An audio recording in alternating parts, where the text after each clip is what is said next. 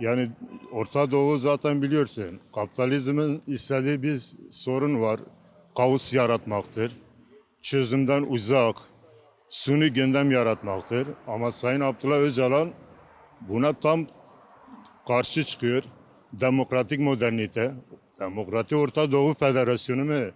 En aktif şey bunu dile getiriyor. Barış süreci olacaksa mutlaka barışı temsil eden güçlerin özgür olması gerekiyor.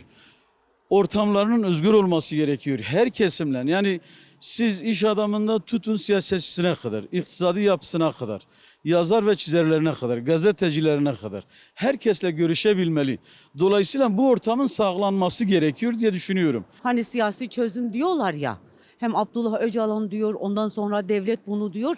Bir araya gelip bunu tartışmalılar, bunu gündemleştirmeliler ve adım adım atmalılar.